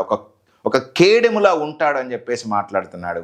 అదేవిధంగా ఎవడు కూడా మీకు వ్యతిరేకంగా మాట్లాడకుండా ఆయన వాని నోరును కూడా మూస్తాడు. హల్లెలూయా. శత్రువు నోరు మూస్తాడు. ఇది మీరు గుర్తుపెట్టుకోండి. మీకు విరోధంగా ఎవడైనా మాటిమాటికి మాట్లాడుతూ మీ హృదయాన్ని గుచ్చి మిమ్మల్ని గాయము చేసేవాడు ఎవడైనా ఉన్నాడు అనుకోండి, ఈరోజు వాని నోరును ఆయన మూస్తాడు. శక్తిమంతుడు నా దేవుడు. ఇది మీరు నమ్మండి. పొద్దాక మిమ్మల్ని వెకిలి మాటలు మాట్లాడి, మిమ్మల్ని కృంగదీసి, మిమ్మల్ని అవమానపరిచి, మిమ్మల్ని ప్రశాంతంగా ఉండకుండా మీకు విరోధంగా మాట్లాడే ఏ ఒక్క వ్యక్తినైనా దేవుడు వారి నోరును మూస్తాడు. That is the power of the God. అది దేవుని యొక్క శక్తి. కాబట్టి ఈరోజు ఈ మాటను నమ్మండి, విశ్వాసం ఉంచండి, ప్రార్థన చేయండి. దేవా, ఈరోజు మీరు నాతో మాట్లాడారు. నోటి మాటల చేత కలుగు నొప్పి నాకు తగలకుండా నన్ను చాటు చేస్తానన్నారు. దేవా, బలాఢ్యుల ఖడ్గము నుంచి, ఆ నోటి ఖడ్గము నుంచి నన్ను తప్పిస్తానన్నారయ్యా. కాబట్టి నన్ను చాటు చేయండి, ఒక కేడెములా ఉండి నన్ను కాపాడండి అని చెప్పేసి మీరు ఈరోజు ప్రార్థిస్తే తప్పకుండా ఆ యొక్క ఒక కేడెము, ఒక వలయము, ఒక భద్రత వలయము మీ హృదయము చుట్టూ ఉంటుంది, మీ యొక్క ఆలోచనల చుట్టూ ఉంటుంది, మీ జీవితం చుట్టూ ఉంటుంది అనేది ఈరోజు నేను విశ్వాసంతో మాట్లాడుతూ ఉన్నాను. ఇంకా ఎట్లా కాపాడతాడంట దేవుడు? క్షామకాలమున మరణము నుండి కాపాడుతాడంట. క్షామం అంటే ఏందండి? కరువు. ఆ క్షామం అనేటువంటిది కొన్నిసార్లు ఆర్టిఫిషియల్గా కూడా వస్తుంది. చూడండి, ఎలీషా సమయంలో ఆ ప్రాంతంలో ఏమైందండి? చుట్టూ శత్రులందరూ వచ్చి ముట్టడి వేశారు. ముట్టడి వేసినప్పుడు ఆ ప్రాంతంలో ఏమొచ్చిందండి? క్షామం వచ్చింది. కృత్రిమంగా సృష్టించేటువంటి క్షామం అది. ఒకవేళ రాకపోకలన్నీ కూడా, ఇంపోర్ట్స్ అన్నీ కూడా ఆగిపోతే లోపల ఉన్నటువంటి ప్రజలందరూ కూడా ఏమైపోతారండి? ఆకలి చేత చచ్చిపోతారు. అట్లాంటి సందర్భంలో దేవుడు ఏం చేస్తారంట? క్షామమున, మరణము నుండి, యుద్ధమున, ఖడ్గబలము నుండి ఆయన నిన్ను తప్పించును. క్షామమున మరణము నుండి తప్పిస్తానంటున్నాడు, యుద్ధమున ఖడ్గబలము నుంచి నిన్ను తప్పిస్తానంటున్నాడు. రెండవది ఏంటండి? క్షామము వచ్చినప్పుడు, కరువు వచ్చినప్పుడు మరణించకుండా నిన్ను కాపాడుతానంటున్నాడు దేవుడు. అదేవిధంగా యుద్ధము చేయడానికి వచ్చినప్పుడు ఖడ్గము నిన్ను హాని చేయకుండా నిన్ను కాపాడుతానంటున్నాడు. కాబట్టి దేవుడు ఎంత గొప్పగా మనతో వాగ్దానం చేస్తున్నాడు అనేది ఇక్కడ మనం అర్థం చేసుకోవాలి. ప్రళయము వచ్చినను నువ్వు దానికి భయపడవు. ఇంకా మనం చూస్తే 24వ వచనంలో, నీ డేరా క్షేమ నివాసమని నీకు తెలిసి ఉండును, నీ ఇంటి వస్తువులన్నీ నువ్వు లెక్క చూడగా ఏదియో పోయి ఉండదు. కాబట్టి ఇంత గొప్ప వాగ్దానములను దేవుడు మనతో చేస్తూ ఉన్నాడు. రెండవది ఏంటంటే, క్షామమున, మరణము నుండి మనల్ని కాపాడుతాడు. మనల్ని ఎవడు ముట్టలేడు, మన ప్రాణాన్ని ఎవడు ముట్టలేడు. చాలామంది భయపడతారు, నన్ను కూడా మాంత్రికుడు చంపేస్తాడేమో, లేకపోతే నా భర్త చంపేస్తాడేమో, భార్య చంపేస్తుందేమో, లేకపోతే శత్రువులు చంపేస్తారేమో, లేకపోతే పిల్లలు నాకు ఏదో పెట్టి చంపేస్తారేమో అనే భయాలు, అనవసరమైన భయాలు చాలామందిలో ఉంటాయి. వాటన్నిటి నుంచి మీరు ఈరోజు బయటకు రావాలి. ఎవ్వడు మీకు హాని చేయలేడు. అందుకే యేసయ్య అన్నాడు, మీ తల వెంట్రుకలన్నీ లెక్కించబడ్డాయి అన్నాడు. నా సెలవు లేనిది ఒక్క పిచ్చుక కూడా చచ్చిపోదు అన్నాడు దేవుడు. కాబట్టి దేవుని సెలవు లేనిది ఏ ఒక్క వ్యక్తి కూడా మరణించలేడు. ఎస్పెషల్లీ ఆయన యందు భయభక్తులు కలిగినటువంటి వారిని, ఆయన యందు విశ్వాసం ఉంచినటువంటి వారి ప్రాణాన్ని ఆయన కాపాడుతాడు. ఎందుకంటే యెహోవా యందు భయభక్తుల వారి యొక్క మరణము దేవుని దృష్టికి విలువ కలిగింది. ఊరికేనే శత్రువుకు అప్పగించాడు. అందుకే యోబు విషయంలో దేవుడు ఏమన్నాడు, నువ్వు ఎన్ని నష్టాలు చేసినా యోబు ప్రాణాన్ని నువ్వు ముట్టడానికి వీల్లేదన్నాడు శత్రువుతోని. కాబట్టి మీ ప్రాణాన్ని ఎవడు ముట్టలేడు, నిన్నెవడు చంపలేడు. You will be a protective. నువ్వు ఒక భద్రపరచబడినటువంటి వ్యక్తివి. ఏ మాంత్రికుడు నిన్ను చంపలేడు, వాడిని ప్రాణాన్ని ముట్టలేడు. నువ్వు ధైర్యంగా ఉండాలి. కాబట్టి దేవుడు ఏమంటున్నాడు, నీ మరణం నుండి తప్పిస్తానంటున్నాడు. చూడండి, చాలామంది కరోనా సమయంలో చనిపోయారు. కొంతమందికి ఎంత వైరస్ వచ్చినా కూడా ఏమీ చేయలేకపోయింది. దాన్ని జయించారు చాలామంది. దేవుడు వారిని కాపాడాడు. ఆయనే వారిని భద్రపరిచి ఒక భద్రత వలయంలో ఉండి వారిని భద్రపరుస్తూ వచ్చాడు. కాబట్టి ఈరోజు వాక్యం వింటున్న నా ప్రియమైన సహోదరులారా, స్నేహితులారా, క్షామమున ఆయన మరణము నుండి తప్పిస్తానంటున్నాడు. అదేవిధంగా యుద్ధమున ఖడ్గము నుండి నేను కాపాడుతానంటున్నాడు. కాబట్టి ఖడ్గము ఏం చేస్తుందండి? చంపేస్తుంది. ఇప్పుడు ఖడ్గము నుంచి తప్పించుకోవాలంటే ఏం పట్టాలి? డాలు పట్టుకోవాలి. అంటే నేనే నీకు ఒక ప్రొటెక్టివ్ డాలుగా ఉంటాను, ఒక కేడెములాగా ఉంటాను. కాబట్టి ఎంతమంది కత్తి దూసినా నీ మీదకి అది నీ మీద హాని చేయదు. ఎంతమంది మాటలన్నా నీ మనస్సును వాళ్ళు టచ్ చేయలేరు. ఎంతమందిని హృదయాన్ని గాయము చేయాలని నానా విధములైనటువంటి ఆ మాటలనేటువంటి ఖడ్గాన్ని నీ మీద విసిరిన అవి మిమ్మల్ని ఏమీ చేయలేవు అని చెప్పేసి ఇక్కడ దేవుడు అంటున్నాడు. నోటి మాటల చేత కలుగు నొప్పి నీకు తగలకుండా నేను నిన్ను చాటు చేస్తానంటున్నాడు. నీ యొక్క గుడారము క్షేమ నివాసము అని చెప్పేసి ఆయన మాట్లాడుతూ ఉన్నాడు. కాబట్టి మిమ్మల్ని ఆయన తన రెక్కల చాటున భద్రపరుస్తాడు. మీ ప్రాణమును కాపాడుతాడు, మీ కుటుంబాన్ని కాపాడుతాడు, మీ పిల్లల్ని కాపాడుతాడు, మీ వ్యాపారాల్ని కాపాడుతాడు, మీ ఉద్యోగాల్ని కాపాడుతాడు, మీ యొక్క పరిచర్యను కాపాడుతాడు, మీ యొక్క భర్తను, మీ భార్యను, అందరినీ ఆయన కాపాడుతాడు. ఇశ్రాయేలును కాపాడేవాడు కునుకడు, నిద్రపోడు అని చెప్పేసి ఆయన యొక్క వాక్యంలో రాయబడింది. కాబట్టి మనని కాపాడే దేవుడు ఒక క్షణ మాత్రం కూడా కునికే దేవుడు కాదు, నిద్రించే దేవుడు కాదు. అందుకే కీర్తన గ్రంథంలో ఇంకొక మాట ఉంటుంది, 127వ కీర్తనలో, యెహోవా పట్టణమును కాపాడకపోతే దాని కావలి కాయువారు మేలుకొని ఉండుట వ్యర్థమే అంటాడు. యెహోవా పట్టణమును కాపాడకపోతే, దేవుడు మిమ్మల్ని కాపాడకపోతే మీరు ఎంత ప్లాన్లు వేసుకున్నా మీరు కాపాడబడలేరు. అవునా కాదా అండి? దేవుడు గనక మనని కాపాడకపోతే మనం ఎంత అండి? మన ప్రాణం ఎంత? మనము ఊపిరి వంటి వాళ్ళం. మనము చేద నుండి జారేటువంటి నీటి బిందువు లాంటి వాళ్ళం, నీటి బుడగ సమానులం. దేవుడు మన ప్రాణాన్ని కాపాడకపోతే శత్రువు ఎప్పుడో హతం చేస్తాడు. కాబట్టి మనం అర్థం చేసుకోవాల్సిన మాట ఏంటంటే, దేవుడు మన ప్రాణాన్ని కాపాడుతాడు. ఆయన మనల్ని భద్రపరుస్తాడు. ఆయన రెక్కల చాటున మనల్ని భద్రపరుస్తాడు. ఆయనే మనకు ఆశ్చర్యదుర్గముగా ఉండి ప్రతి సందర్భంలో మనల్ని నడిపిస్తాడనేటువంటి విశ్వాసము ఎల్లప్పుడూ కూడా మనకు ఉండాలి. 118వ కీర్తనలో దావీదు ఏమంటాడు? నేను చావను, సజీవుడనే యెహోవా క్రియలు వివరించేదను అంటాడు. కాబట్టి ఈరోజు ఒకవేళ ఈ వాక్యం వింటున్నటువంటి మీరు ఏదైనా మరణకరమైన అనారోగ్యం చేత బాధపడుతున్నారు కావచ్చు, ఈ మాట నాతో పాటు చెప్పండి, నేను చావను, సజీవుడనై యెహోవా క్రియలు వివరించేదను అని చెప్పండి. అదేవిధంగా ఒకవేళ మిమ్మల్ని బాధించడానికి ఎంతోమంది మీ మీదకి లేస్తున్నారు కావచ్చు, మీరు అనాలి, ఏ శత్రువు నా మీద విజయం సాధించడు అనాలి. ఒకవేళ మిమ్మల్ని ఈరోజు బాధించేవి మనుషులు, లేకపోతే నానా విధములైనటువంటి సమస్యలు కావచ్చు, అవేవి నన్ను హాని చేయవు, ఆయన చాటున నేను ఉన్నాను అనేటువంటి ధైర్యముతో కూడినటువంటి విశ్వాసపు మాటను మనం ఎప్పుడు కూడా విడుదల చేయాలనేటువంటిది ఈరోజు నేను మీకు ప్రాముఖ్యంగా జ్ఞాపకం చేస్తున్నాను. ఇంకా దేవుడు ఎట్లా కాపాడుతాడనేది మనం చూద్దాం. ఇదే కీర్తనల గ్రంథము 91వ అధ్యాయము, కీర్తనల గ్రంథము 91వ అధ్యాయము మనం చూద్దాం. కీర్తనల గ్రంథం 91వ అధ్యాయంలో ఇక్కడ ఇది మనందరికి కూడా తెలిసినటువంటి అధ్యాయమే. దేవుడు ఇంకా స్పష్టంగా మనతో ఎట్లా కాపాడుతాడనే వాగ్దానములు ఇక్కడ చేస్తూ ఉన్నాడు. చూస్తే మహోన్నతుని చాటును నివసించేవాడే, సర్వశక్తుని నీడను విశ్రమించేవాడు. ఆయనే నాకు ఆశ్రయము, నా కోట, నేను నమ్ముకొను నా దేవుడని యెహోవాను గూర్చి చెప్పుకొనుచున్నాను. ఇక్కడ భక్తుడు మాట్లాడుతున్న మాట ఏంటంటే, నా ఆశ్రయము, నా కోట, నేను నమ్ముకొను నా దేవుడని నేను యెహోవాను గూర్చి చెప్పుకుంటున్నాను. ఎందుకు అనంటే, వేటగాని ఊరిలో నుండి ఆయన నిన్ను విడిపించును, నాశనకరమైన తెగులు రాకుండా నిన్ను రక్షించును. ఎవడంట? వేటగాడు అనేటువంటి ఒకడు ఉన్నాడు, వాడు సాతాను. వాడు ఏం చేస్తాడండి? ఎట్లా పట్టుకోవాలి, ఎట్లా నాశనం చేయాలి, ఎట్లా కుటుంబాన్ని చెదరగొట్టాలి, ఎట్లా సమాధానం తీసేయాలి, ఎట్లా దేవుని ఉద్దేశాలు నెరవేర్చకుండా ఆపాలి అని చెప్పేసి అనుకునేవాడు ఒక వేటగాడు, శత్రువు, లేకపోతే సాతాను అనేటువంటి వాడున్నాడు. వాని ఉరిలో నుండి ఆయన నిన్ను విడిపిస్తాడు. ఉరి ఎందుకు పెడతాడండి? ఆ ఉరిలో పడితే ఇంక అయిపోయినట్టే.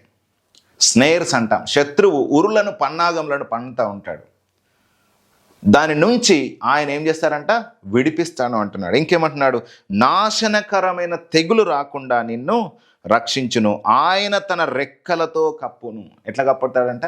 దేవుడు తన రెక్కలతో, తన హస్తములతో కప్పుతాడు. ఆయన రెక్కల కింద నీకు ఆశ్రయము కలుగును, ఆయన సత్యము కేడెమును డాలునై ఉన్నది. ఆయనే కేడెము, ఆయనే డాలై ఉన్నాడు. కాబట్టి ఏ శత్రువు నిన్ను ముట్టలేడు, నీకు హాని చేయలేడు. ఇంకేమంటున్నాడు చూడండి, చీకటిలో సంచరించు తెగులునకైనను, రాత్రి వేళ కలుగు భయమునకైనను, పగటి వేళ ఎగురు బాణమునకైనను, మధ్యాహ్నమందు పాడు చేయి రోగమునకైనను నీవు భయపడకుందు.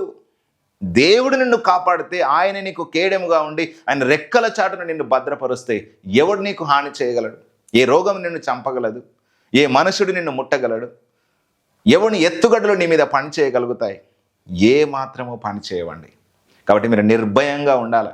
అందుకే కీర్తన గ్రంథంలో 3వ అధ్యాయం 3వ వచనంలో దావీదు అంటాడు, చక్కటి మాట మాట్లాడతాడు, యెహోవా నాకు కేడెము, నీవే నాకు అతిశయాస్పదము, నా తల ఎత్తువాడవు నీవే.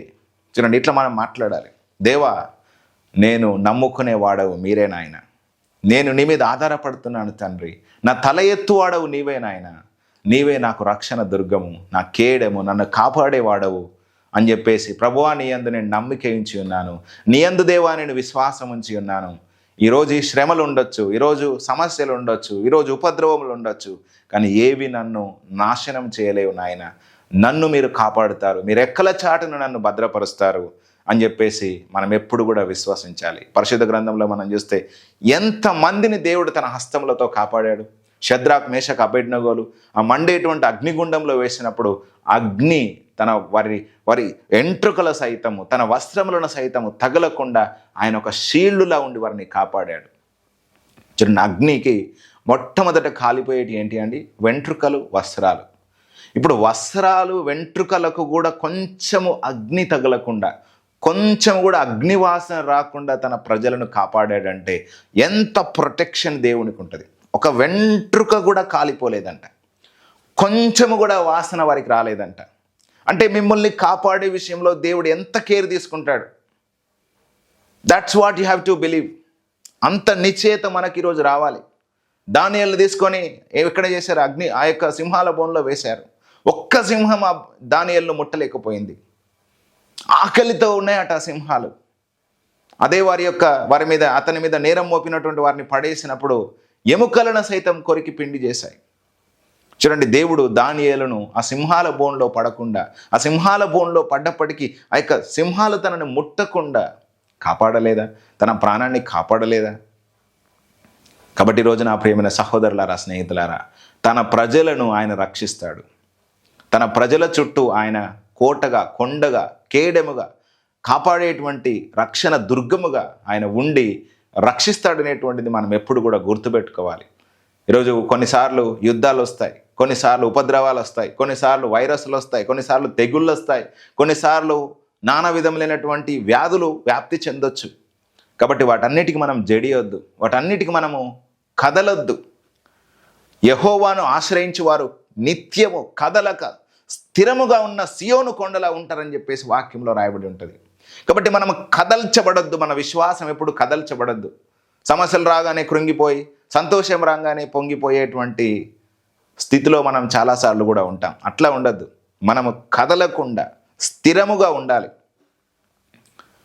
ఒకసారి సిరియన్లు ఏం చేస్తారండి, ఎలీషాను చంపాలని చెప్పేసి ఎలీషా ఉన్నటువంటి ప్రాంతం మీదకి కొంతమంది వస్తారన్నమాట. అట్లాంటి సందర్భంలో ఎలీషా ఏమాత్రం కూడా భయపడడు. ఎందుకంటే తన చుట్టూ అగ్ని రథములు, పర్వతములు ఉన్నట్లుగా ఎప్పుడు కూడా ఎలీషా విశ్వసించాడు. కాబట్టి గాబరపడతాడు తన దగ్గర ఉన్నటువంటి శిష్యుడు. అప్పుడు దేవుడు ఆ శిష్యుని కళ్ళను తెరిచినప్పుడు, తెరవమని చెప్పేసి ఎలీషా ప్రార్థన చేసినప్పుడు, ఆ శిష్యుని కళ్ళు తెరవబడ్డప్పుడు ఎలీషా చుట్టూ తన ఉన్నటువంటి ఆ యొక్క క్యాంపు చుట్టూ అగ్నిరథములు, అదేవిధంగా పర్వతములు, దేవుని యొక్క సైన్యము ఉన్నట్టుగా చూశాడనమాట. ఈరోజు మీ చుట్టూ కూడా దేవుని యొక్క సైన్యం ఉందండి. వాక్యంలో రాయబడి ఉంటుంది, యెహోవా యందు భయభక్తుల వారి చుట్టూ ఆయన దూతలు కావలి ఉండి రక్షిస్తాయి. రక్షణను స్వాస్థ్యము పొందిన వారిని కాపాడడానికి దేవుడు దూతలను పరిచారకులుగా ఉంచాడు. ఆయన హస్తము వారికి తోడుగా ఉంటుంది. ఇమ్మానుయేలను మాటకు భాషాంతరమున దేవుడు మనకు తోడు అని అర్థము. సదాకాలం యుగ సమాప్తి వరకు నేను మీకు తోడుగా ఉన్నానని చెప్పేసి దేవుని యొక్క వాగ్దానాలు మనతో చెప్తా ఉన్నాయి. కాబట్టి మనం విశ్వసించాలి, మనం నమ్మాలి, మనం దేవుని మీద ఆధారపడాలి. యెహోవా నాకు ఆధారము, ఈ సమస్యల నుంచి దేవుడు నన్ను విడిపిస్తాడు, నన్ను భద్రపరుస్తాడు, నా కుమారుని జీవితాన్ని కడతాడు, నా కుమార్తె జీవితాన్ని కడతాడు, నా భార్యతో దేవుడు మాట్లాడతాడు, నా యొక్క ఫైనాన్సెస్ అన్నిటిని దేవుడు డీల్ చేస్తాడు, ఏ అనిశ్చితి రాకుండా ఎన్ని అనిశ్చితులు వచ్చినా వాటిలో నుంచి నన్ను ఆయన విడిపిస్తాడు అనేటువంటి విశ్వాసము కలిగినటువంటి వారమై దేవుణ్ణి మనం ఆధారం చేసుకొని మనం ముందుకు నడవాల్సినటువంటి అవసరత ఉంది అనేటువంటిది ఈరోజు నేను మీ అందరికీ కూడా జ్ఞాపకం చేస్తున్నాను. ఎందుకంటే దేవుణ్ణి మనం ప్రేమిస్తున్నాం, ఆయన మనల్ని ప్రేమిస్తున్నాడు. కాబట్టి ప్రతి సమస్య నుంచి, ప్రతి ఉపద్రవం నుంచి ఆయన మనల్ని బయటకు తీసుకొస్తాడనేటువంటిది, ఎప్పుడు కూడా ఒక కేడెముగా ఉండి మనల్ని కాపాడుతాడనేటువంటిది మనం ఎప్పుడు కూడా గుర్తుపెట్టుకోవాలి. ఒకసారి మనము కీర్తన గ్రంథము 33వ అధ్యాయములో కొన్ని మాటలు మనము చదువుకుందాం. కీర్తన గ్రంథము 33వ అధ్యాయము 10వ వచనము ఒకసారి చదువుకుందాం. అన్యజనముల ఆలోచనలను యెహోవా వ్యర్థపరచును, జనముల యోచనలను ఆయన నిష్ఫలములుగా చేయును. చాలు. అన్యజనముల ఆలోచనలను యెహోవా వ్యర్థపరచును, జనముల యోచనలను ఆయన నిష్ఫలములుగా చేయును. చూడండి, కొంతమంది ఏం చేస్తున్నారంట, ఆలోచనలు చేస్తూ ఉన్నారంట. కొంతమంది తల పెడతా ఉన్నారంట. దేని గురించి? ఇశ్రాయేలుకు విరోధంగా, తన ప్రజలకు విరోధంగా ఆలోచనలను ఆలోచిస్తున్నారంట. ఇక్కడ దేవుడు ఏమంటున్నాడు అనంటే, అన్యజనముల ఆలోచనలను, మీకు విరోధంగా కొంతమంది ఆలోచనలు తలపెడుతున్నారు కదా, ఆ ఆలోచనలన్నిటినీ కూడా దేవుడు వ్యర్థపరుస్తాడు అంటున్నాడు. జనముల యోచనలను ఆయన నిష్ఫలముగా చేయును. ఈరోజు మీకు విరోధంగా ఎంతమంది ఆలోచన చేస్తున్నారు? కొన్నిసార్లు స్పిరిచువల్ రెల్ములో, కొన్నిసార్లు ఫిజికల్ రెల్ములో, కొన్నిసార్లు మైండ్ రెల్ములో విరోధంగా మనుషులు కావచ్చు, శత్రువైన సాతాను కావచ్చు, మీకు విరోధంగా ఆలోచన చేయవచ్చు. కానీ దేవుడు మాట్లాడుతున్న మాట ఏంటంటే, ఆ ఆలోచన సఫలము కాదు. మీ కుటుంబానికి మీకు విరోధముగా ఏ మనుష్యుడు, లేకపోతే ఏ మాంత్రికుడు, లేకపోతే ఏ సాతాను సంబంధమైన దురాత్మ సంబంధమైన ఆలోచనలు ఏవి కూడా పని చేయవు. అవన్నీ కూడా దేవుడు తన శక్తి చేత వ్యర్థం చేస్తాడు, నిష్ఫలము చేస్తాడు. ఎందుకంటే దేవుడు మీ యొక్క షీల్డ్ అయి ఉన్నాడు. వాడు ఎన్ని ప్రయత్నాలు చేసి మిమ్మల్ని కొట్టాలనుకున్నా మొట్టమొదట దేవుణ్ణి కొట్టి రావాలి. దేవుణ్ణి ఎవడైనా కొట్టగలుగుతాడా? చూడండి, ఒక వ్యక్తి, ఆ సైనికుడు ఆ డాలు పట్టుకొని ఉన్నాడు అనుకోండి, అతన్ని చంపాలి అని అంటే, ఆ సైనికుని చంపాలంటే ఫస్ట్ డాలును దాటుకొని రావాలి. ఈరోజు ఎవడైనా మిమ్మల్ని ముట్టాలంటే దేవుణ్ణి ముట్టి రావాలి. అందుకే ఆయన అంటున్నాడు, మిమ్మల్ని ముట్టువాడు నా కనుగుడ్డుని ముట్టినట్టు అన్నాడు ఆయన. మీ చుట్టూ నేను అగ్ని ప్రాకారంగా ఉంటానని చెప్పేసి జకర్యా గ్రంథంలో దేవుడు మాట్లాడుతూ ఉన్నాడు. కాబట్టి మీ చుట్టూ ఆయన అగ్ని ప్రాకారంగా ఉంటాడు, మీరు ఆయన కనుగుడ్డు అయి ఉన్నారు. చూడండి, కను గుడ్డును ముట్టాలంటే కను రెప్పను దాటుకొని రావాలి. కను రెప్పలు ఎంత జాగ్రత్తగా కాపాడుతాయి కనుగుడ్డును. కాబట్టి దేవుడు ఒక కను రెప్పగా ఉంటాడు మనకు. దుమ్ము, ధూళి, లేకపోతే ఇంకా ఏది వచ్చినా ఇమ్మీడియట్గా కనురెప్పలు మూసుకుంటాయి. అట్లా దేవుడు మనని కాపాడుతానంటున్నాడు. చూడండి, కోడి తన రెక్కల కింద పిల్లల్ని ఎట్లా కాపాడుతుంది, అట్లా మిమ్మల్ని కాపాడుతానంటున్నాడు దేవుడు. ఒక గద్ద తన యొక్క రెక్కల చాటున తన పిల్లల్ని ఎట్లా కాపాడుతుంది, ఎట్లా గద్ద తన పిల్లల్ని మోసుకెళ్తుంది, అట్లా మిమ్మల్ని కాపాడుతానంటున్నాడు. కాబట్టి దేవుడు కాపాడేటువంటి కవచముగా, కేడెముగా, భద్రత వలయముగా మనకు ఆయన ఉన్నాడు, ఉంటాడు, సదాకాలం మనని నడిపిస్తాడు. ఆయన మనతో చేసిన ప్రతి వాగ్దానం నెరవేర్చే వరకు ఆయన మనల్ని విడిచిపెట్టాడు. ఎంతటి ప్రతికూల పరిస్థితులు వచ్చినా, కరువు వచ్చినా, క్షామం వచ్చినా, ఉపద్రవం వచ్చినా, వ్యాధులు వచ్చినా, వేదనలు వచ్చినా, నానా విధములైనటువంటి పరిస్థితులు, మనుషులు విరోధంగా మనకు లేచిన ఏ ఒక్కడు మనని ముట్టలేడు అనేటువంటి ధైర్యము మనం ఎప్పుడు కూడా కలిగి ఉండడానికి కావలసినంత శక్తి ఈరోజు దేవుడు మీకు ఇస్తాడు. ఈ మాటను కనుక మీరు నమ్మినట్లయితే ఆమేనని చెప్పండి, ఆమేనని టైప్ చేయండి, ఆమేనని చెప్పండి. ఇదే మాటను కూడా మీరు విశ్వాసంతో మాట్లాడండి. దేవుడు నాకు సహాయము, దేవుడు నాకు ఆధారము, యెహోవా నాకు ఆశ్రయము, ఆయనే నా కొండ, ఆయనే నా కోట, ఆయన నా రక్షణ దుర్గము, అన్యజనుల ఆలోచనలను వ్యర్థపరిచే దేవుడు ఆయనే, మనుషులు విరోధంగా నాకు తలపెట్టే ప్రతి ఆలోచనను నిర్వీర్యం చేసే దేవుడు ఆయనే, నాకంటే బలమున్నటువంటి వారి యొక్క మాట ఖడ్గములన్నిటినీ తుత్తునియలుగా చేసే దేవుడు ఆయనే, నోటి మాటల చేత కలుగు నొప్పి తగలకుండా నన్ను కాపాడే దేవుడు ఆయనే. ఆయన నన్ను నిరంతరము నడిపిస్తాడు, నా తలను ఆయన ఎత్తుతాడు అనేటువంటి విశ్వాస సహితమైనటువంటి దేవుణ్ణి ఆధారం చేసుకునే మాటలు మీరు మాట్లాడుతూ ఉన్నప్పుడు ఎప్పుడు కూడా మీరు సిగ్గుపరచబడరు. ఆయన యందు విశ్వాసం ఉంచి వాడెన్నడు కలవరపడడు, సిగ్గుపడడు అని చెప్పేసి వాక్యం తెలియజేస్తూ ఉంది.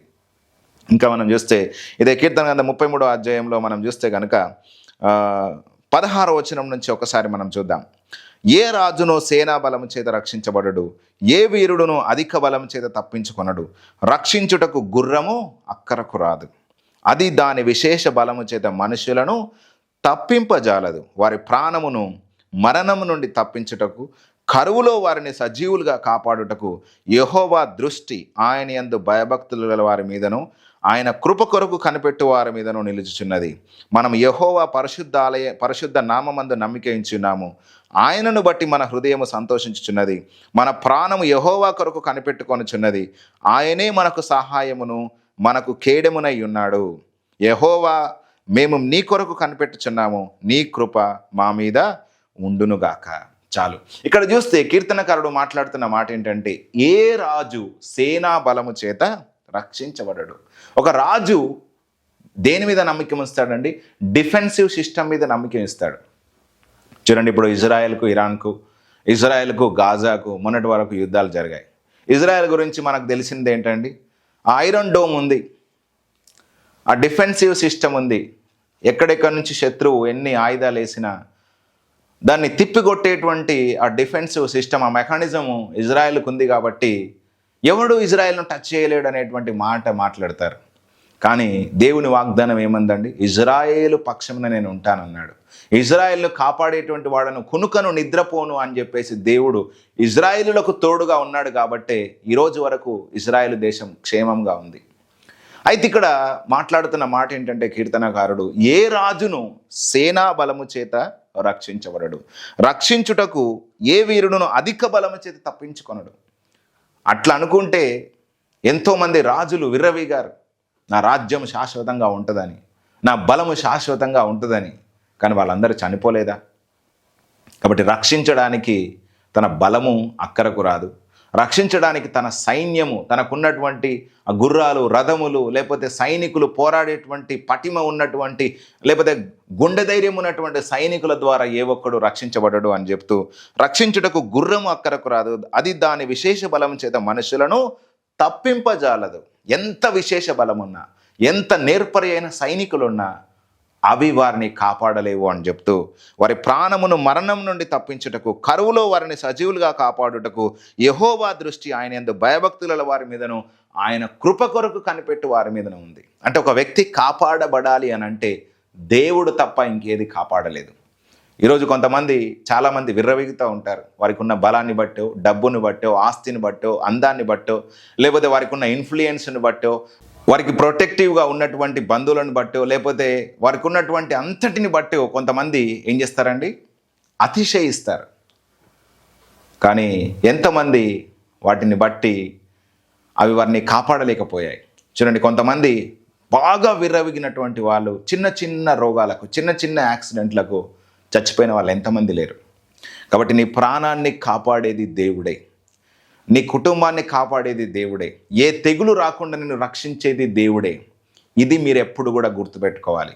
అందుకే ఇక్కడ కీర్తనకారుడు అంటున్నాడు, యెహోవా యొక్క దృష్టి ఆయన యందు భయభక్తులు గల వారి మీద ఉంది. దేవుని యందు భయభక్తులు గల వారి మీద ఆయన కనుదృష్టి ఎప్పుడూ ఉంటుంది. నేను ఎవడు తాకినా, ఎవడు నిన్ను ముట్టాలని ప్రయత్నం చేసినా, ఎంతమంది విరోధంగా లేచినా ఎవడు నిన్ను టచ్ చేయలేడని ఇక్కడ జ్ఞాపకం చేస్తున్నాడు. ఆయన కృప కొరకు కనిపెట్టు వారి మీదను నిలిచి ఉన్నది అని చెప్తూ, ఆయనే మనకు సహాయము, మనకు కేడెమునై ఉన్నాడు. కాబట్టి దేవుడు మనకు కేడెముగా, రక్షణ దుర్గముగా, కాపాడే కోటగా, కంచెగా ఉన్నాడు. కాబట్టి మనం ఏమాత్రం కూడా కదల్చబడము, మనం ఏమాత్రం కూడా నిరాశపడము, ఏమాత్రం కూడా మనము కృంగిపోము. కృంగిపోయినట్టుగా ఎవ్వరు కూడా లేరు. అపోస్తలుల కాలంలో కూడా మనం చూస్తే పేతురుని తీసుకెళ్లి చెరసాల్లో వేశారు. ఇంకా చంపాలని చెప్పే శాసనాలు తీసుకొచ్చారు. కానీ తన దూతను పంపి చెరసాల్లో నుంచి పేతురును బయట తీసుకురాలేదా? పౌలును ఎన్నిసార్లు బంధకాల్లో వేశారు, కానీ ఎవడైనా పౌలు ప్రాణాన్ని తీయగలిగాడా? ఒకసారి అందరూ తీసుకెళ్లి రాళ్లతో కొట్టారు, చచ్చాడని చెప్పేసి బయటకు ఈడ్చుకొని వెళ్ళారు, కానీ తిరిగి మళ్ళీ వెళ్ళలేదా? కాబట్టి దేవుడు ఒక ప్రొటెక్షన్గా, షీల్డ్గా ఎప్పుడు మనకు ఉంటాడు. మనని ఎప్పుడు కూడా భద్రపరుస్తాడు. ఆయన మనకు నిశ్చయముగా సహాయం చేస్తాడు. కాబట్టి మీరు ధైర్యంగా ఉండండి, మీరు ఎప్పుడు కూడా కృంగిపోవద్దు. ఇట్లా చెప్పుకుంటూ పోయినట్లయితే చాలా వాక్యాలు ఉన్నాయి. ఆయనే మనకు కేడెముగా ఉంటాడని, రక్షణ దుర్గంగా ఉంటాడని చెప్పేసి అనేక చోట్ల కూడా రాయబడింది. చివరిగా నేను ఒక మాట చెప్పేసి ముగిచ్చేస్తాను. ఇదే సామెతల గ్రంథం 30వ అధ్యాయంలో అక్కడ సొలొమోను భక్తుడు ఒక మాట రాస్తాడు. ఆయనను ఆశ్రయించే వారిని, ఆయన మీద నమ్మిక ఉంచేటువంటి వారికి ఆయన ఎట్లా ఉంటాడు అనేటువంటిది జ్ఞాపకం చేస్తాడు. ఆయన వారికి కేడెముగా ఉండి అన్ని సందర్భాల్లో ఏ విధంగా వారిని భద్రపరుస్తాడనేది మనతో చెప్తా ఉన్నాడు. 30వ అధ్యాయం 5వ వచనం ఒకసారి చదువుదాం. దేవుని మాటలన్నీ పుటము పెట్టబడినవే, ఆయనను ఆశ్రయించే వారికి ఆయన కేడెము. ఆయనను ఆశ్రయించే వారికి దేవుడు షీల్డ్గా ఉంటాడు. దేవునికి ఆశ్రయించడం అంటే దేవుణ్ణి నమ్మేవానికి ఆయన షీల్డ్గా ఉంటాడు. కాబట్టి you will be untouchable, you will be untouchable. ఎవడు నిన్ను ముట్టలేడు. ఇంకా ఆయన నీకు షీల్డ్గా ఉన్నాడంటే నిన్ను ఎవడు ముట్టలేడు. ఎవరికంట? ఆయన నమ్మేవానికి ఆయన షీల్డ్గా ఉంటాడు. కాబట్టి ఎల్లప్పుడూ దేవుని యందు నమ్మిక ఉంచేదే మనం చేసే పని. నీవు ఒకవేళ ఈరోజు దేవుని మీద నమ్మకం ఉంచుతున్నావా, నిన్నెవ్వడు ముట్టలేడు. నీ పిల్లలను ఎవడు ముట్టలేడు, నీ భార్యనోడు ముట్టలేడు. అబ్రహామును బట్టి అబ్రహాము భార్య అయిన శారాను దేవుడు కాపాడాడు. ఎక్కడెక్కడికి వెళ్ళిన యాకోబును కాపాడాడు. అగ్నిగుండంలో వేసిన ఆ షద్రక్ మేషక్ అబేద్నెగోలను కాపాడాడు. పరాయి దేశమందు యోసేపును కాపాడాడు. నెబుకద్నెజర్ రాజు ఆ మండేటువంటి గుండంలో వేసినప్పుడు వారిని భద్రపరిచాడు. అదేవిధంగా యోసేపును దానియేలును సింహాల బోన్లో వేసినప్పుడు వారిని కాపాడాడు. కాబట్టి తన ప్రజలను కాపాడడానికి దేవుడు ఎల్లప్పుడూ సిద్ధంగా ఉంటాడు. కాబట్టి ఆయనను ఆశ్రయదుర్గంగా చేసుకున్న వారికి నిశ్చయముగా దేవుడు సహాయం చేస్తాడనేది ఈరోజు నేను స్పష్టంగా జ్ఞాపకం చేస్తూ ఉన్నాను. కాబట్టి ఈరోజు ఈ వాక్యం వింటున్న నా ప్రియమైన సహోదరులారా, స్నేహితులారా, దేవుని నమ్మండి, ఆయన మీద విశ్వాసం ఉంచండి, కదలకుండా స్థిరముగా నిలిచినటువంటి విశ్వాసం కలిగిన వారై ఉండండి. దేవుడు మిమ్మల్ని ఎల్లప్పుడూ భద్రపరుస్తాడు, ఎల్లప్పుడూ కాపాడుతాడు. అట్టి నిరీక్షణ మీరు కలిగి ఉండి మీరు జీవించినప్పుడు యు విల్ బి అన్టచబుల్. దేవుడు మిమ్మల్ని ఎవ్వడు ముట్టకుండా మిమ్మల్ని కాపాడుతాడు. ఏ శత్రువు మీ మీద ఏలుబడి చేయకుండా మిమ్మల్ని భద్రపరుస్తాడు. మీకు చేసిన ప్రతి వాగ్దానమును ఆయన తప్పకుండా నెరవేర్చి మిమ్మల్ని ఆశీర్వదించి గొప్పవారిని చేస్తాడు. అదేవిధంగా ఇంకొక మాట ఏంటంటే, ఆయన మీకు తలంపుల చుట్టూ, ఆలోచనల చుట్టూ కూడా కావలి ఉంటాను అంటున్నాడు. ఈ రోజుల్లో చాలామంది భౌతికంగా కాపుదల కొరకే, ఆర్థికంగా కాపుదల కొరకే అడుగుతారు. దేవుడు ఆలోచనలకు కూడా కాపుదల ఇస్తానంటున్నాడు. ఈరోజు చాలామంది చింత చేత జీవిస్తున్నారు, చాలామంది విచారం చేత జీవిస్తున్నారు. ఏదో తెలియని భయాలు వారి హృదయాల్లో ఉంటున్నాయి. ఎప్పుడు ఏదో ఆలోచనలు వారికి వస్తూ ఉన్నాయి. అందుకే ఫిలిప్పీలకు రాసిన పత్రిక 4వ అధ్యాయంలో ప్రతి విషయంలో మీరు ప్రార్థన విజ్ఞాపనలో కృతజ్ఞతాపూర్వకంగా చెల్లించండి. అప్పుడు సమాధానకర్తయగు దేవుడు క్రీస్తు యేసును బట్టి మీ యొక్క తలంపులకు, మీ యొక్క ఆలోచనలకు ఆయన కావలి ఉంటాడు అంటున్నాడు. కాబట్టి దేవుడే ఒక షీల్డ్లా మీ ఆలోచనల చుట్టూ ఉంటాను అంటున్నాడు, మీ హృదయం చుట్టూ ఉంటాను అంటున్నాడు. కాబట్టి ఏ దురాలోచనలు మీకు రాకుండా, ఏ చింతా విచారములు రాకుండా, ఏ భయము మీకు రాకుండా ఆయన మిమ్మల్ని ప్రొటెక్ట్ చేస్తాను అంటున్నాడు. కాబట్టి ఒక షీల్డ్ లాగా ఉండి మీ దేహాత్మ ప్రాణములను కాపాడుతాను అని ఆయన మీతో మాట్లాడుతూ ఉన్నాడు. కాబట్టి ధైర్యం తెచ్చుకోండి. ఈ రోజు నుంచి మీరు చేయాల్సిందల్లా ఒకటే, ఆయన మీద నమ్మకం ఉంచి విశ్వాసం ఉంచి ప్రార్థన చేయండి. దేవునికి మీరు అప్పగించుకోండి మిమ్మల్ని మీరు. ఆయన మిమ్మల్ని నిరంతరము నడిపిస్తాడు. ఆయన మిమ్మల్ని ఎత్తైనటువంటి కొండ మీదకి ఎక్కిస్తాడు. ఈరోజు మీరు ఉన్నటువంటి భయాలన్నిటి నుంచి విడిపిస్తాడు. మీకే ఆయన సహాయం చేసి మిమ్మల్ని ఆశీర్వదిస్తాడని ఈరోజు నేను మాట్లాడుతూ ఉన్నాను. కాబట్టి మనమందరం కూడా ప్రార్థన చేసుకుందాం. నజరేయుడా యేసయ్య, మీరు ఇంతవరకు మాట్లాడిన ప్రతి మాటను బట్టి వందనాలు. దేవా, మీ ప్రజలతో మీరు మాట్లాడారు తండ్రి. ఎవరెవరైతే ఈరోజు భయము చేత, అనుమానం చేత, పిరికిదనం చేత ఏమవుతుందో అనేటువంటి దేవా చింత చేత వాళ్ళు జీవిస్తూ ఉన్నారయ్యా, వారందరినీ వాక్యం ద్వారా మీరు ధైర్యపరిచి ఉన్నారని నేను నమ్ముతున్నాను. మనుషులు మాట్లాడే మాటలు నొప్పి తగలకుండా కాపాడుతానన్నారు. యుద్ధమున ఖడ్గభయం నుంచి కాపాడుతానన్నారు. క్షామమున మరణం నుంచి కాపాడుతానన్నారు. దేవా, మీ యొక్క కనుదృష్టి మీ యందు భయభక్తుల వారి మీద ఉంటుంది అన్నారు. అదేవిధంగా యెహోవా యందు భయభక్తుల వారి చుట్టూ ఆయన దూత కావలిండు రక్షించును అన్నారు. దేవ, మిమ్మల్ని ఆశ్రయించే వారికి మీరు కేడముగా ఉంటానన్నారు. పలు చోట్ల పలు సందర్భాల్లో తండ్రి అబ్రహామును, ఇస్సాకును, యాకోబును, యోసేపును, మోషేను, ఈ విధంగా అందరినీ కూడా మీరు కాపాడుతూ వచ్చారయ్యా. అన్యజనుల ఆలోచనలను వ్యర్థం చేస్తానన్నారు. మనుషులు మీకు విరోధంగా తలపెట్టిన ప్రతి ఆలోచనను చెదరగొడతానన్నారు. తండ్రి, సమాధానకర్తయగు దేవుడైన మీరే ప్రతి ఒక్కరి తలంపుల చుట్టూ, ఆలోచనల చుట్టూ కంచె వేస్తానన్నారయ్యా. యోబుకు తనకున్న సమస్తం చుట్టూ మీరు కంచె వేసిన రీతిగా ఈరోజు ఆయన ప్రతి ఒక్కరి హృదయము చుట్టూ, ఆలోచనల చుట్టూ, తలంపుల చుట్టూ, వారి జీవితం చుట్టూ, కుటుంబం చుట్టూ ఒక షీల్డ్ ఆఫ్ ప్రొటెక్షన్గా ఉండి దేవ కాపాడమని ప్రార్థన చేస్తున్నాను. తండ్రి, మీకు వందనాలు. వేటగాని ఉరుల నుంచి తప్పించండి నాయన. తన నాశనకరమైన తెగులు రాకుండా కాపాడండి తండ్రి. ప్రభు, ఎంత మాత్రము శత్రువు వారిని దాడి చేయకుండా మీరే కేడముగా ఉండి దేవ మీ యొక్క రెక్కల చాటున భద్రపరిచి వారిని ఆశీర్వదించి దీవించమని నజరుడైన యేసునామమున ప్రార్థిస్తున్నాము తండ్రి. ఆమేన్. అందరికీ వందనాలండి. ఈ వాక్యం ద్వారా మీరు దర్శించబడితే తప్పకుండా దేవుణ్ణి మహిమపరచండి. ఈ మాటలు దేవుడు మిమ్మల్ని ధైర్యపరచడానికి వాడుకున్నట్లయితే ఎంతోమంది ఈరోజు భయం చేత, చింత చేత, విచారము చేత కృంగిపోతూ ఉన్నారు. నా పరిస్థితి ఏమవుతుందో అని చెప్పేసి నిరాశపడి కృంగిపోతున్నారు. వారందరికీ కూడా ఈ వాక్యాన్ని షేర్ చేయండి. తద్వారా వారికి మీరు సహాయం చేసిన వాళ్ళు అవుతారు. దేవునికి వాళ్ళు దగ్గర అవుతారు. కాబట్టి ఈ మాటలన్నీ కూడా మిమ్మల్ని ఆదరించి ఉన్నాయని, మిమ్మల్ని ధైర్యపరిచి ఉన్నాయని నేనైతే విశ్వసించి ఉన్నాను. ఒకవేళ ఈ మాటల ద్వారా మీరు ధైర్యపరచబడితే, విశ్వాసం మీకు వస్తే, మీ లోపల ఉన్నటువంటి భయాలన్నీ దేవుడు తీసేశాడని చెప్పేసి నమ్మితే మీరు మీ యొక్క సాక్ష్యాన్ని కామెంట్ రూపంలో తెలియజేయండి. మేము వాటిని బట్టి సంతోషిస్తాం, దేవుని నామాన్ని మహిమపరుస్తాం. Thank you for watching. God bless you.